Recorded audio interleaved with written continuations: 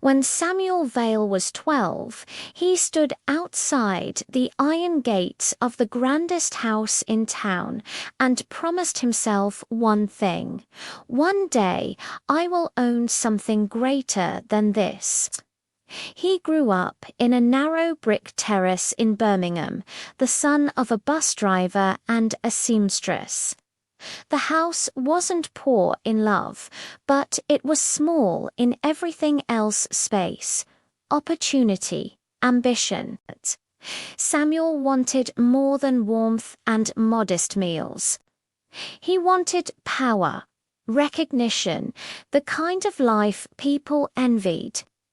By 25, he had founded a tech startup in a shared flat. By 35, he was the youngest CEO featured on the cover of a major business magazine. His company, Vale Dynamics, had revolutionized predictive consumer software. Investors praised his brilliance. Journalists called him visionary. What they didn't call him was kind. The first compromise had seemed harmless. His co-founder Marcus had been the cautious one. Ethical boundaries mattered to him. When Vale Dynamics discovered they could gather user data in ways customers didn't fully understand, Marcus objected. "We need transparency," Marcus had insisted. "If people knew what we're doing, they'd think twice." Samuel had stared at the projections on the screen graphs, rising like cathedral arches. "If they knew," Samuel replied, "they wouldn't care. They'd click agree and move on." They didn't give users the full picture. The profits doubled. Marcus left 6 months later. Samuel barely noticed. The second compromise was easier. A smaller competitor developed a cleaner, more ethical version of the same software. Instead of improving his own practices, Samuel authorized a quiet smear campaign on articles questioning the competitor's security standards. Whispers to investors about instability. The competitor folded within a year. Samuel bought their patents at auction. His board applauded. By 40, Samuel owned the house with the iron gates larger than he'd imagined as a child. Glass walls, marble floors, a view stretching over the city that once ignored him. He had everything. Money pooled in offshore accounts. Politicians attended his dinner parties. Universities invited him to speak about innovation and grit. He spoke about hard work and bold vision. He did not speak about compromise. But desire, once fed, doesn't rest.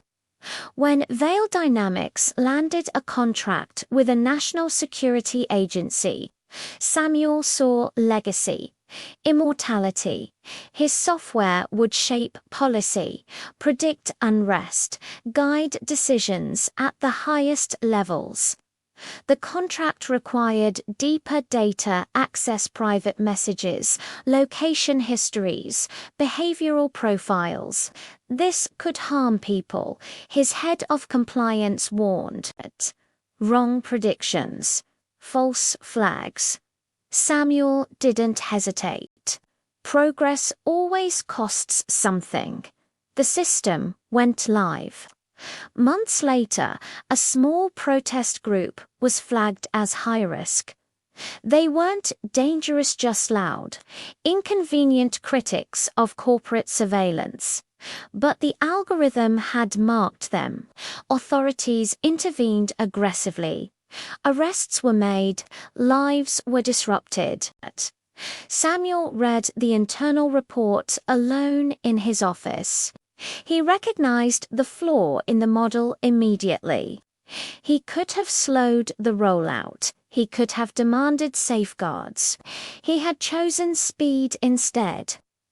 The next morning, his public relations team issued a statement expressing confidence in the integrity of our systems. He signed it. The turning point didn't arrive with scandal. It arrived quietly. His mother stopped speaking to him.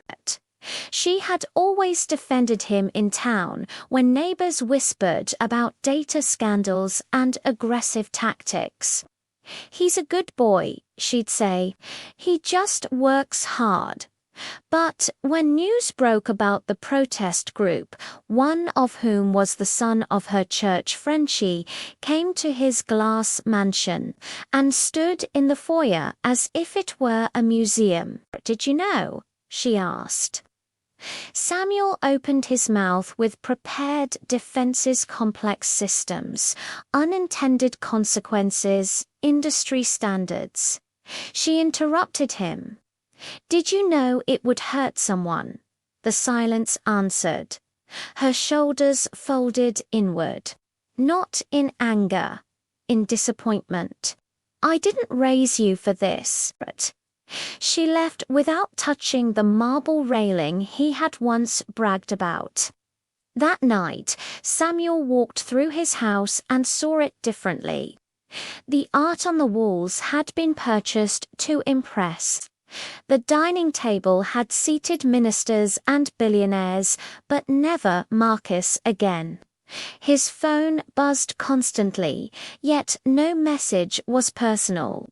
He opened his company dashboard and watched real-time data flow in millions of lives reduced to metrics. Every spike in engagement, every behavioral nudge, every predicted action translated into revenue. He had built a machine that turned human vulnerability into profit. And it had worked. Weeks later, a journalist uncovered internal emails, says emails showing he'd known about the risks before the national rollout. The story spread fast. Share prices dipped. Politicians distanced themselves. His board urged him to deny everything. "It will pass," they said. "You're indispensable." Samuel looked at the statement drafted for him, carefully worded evasions, subtle blame shifting. He imagined the 12-year-old boy at the iron gates. "One day, I will own something greater than this." But he no longer owned himself. For the first time in his career, Samuel refused strategy. At the press conference, cameras flashed, microphones crowded the podium.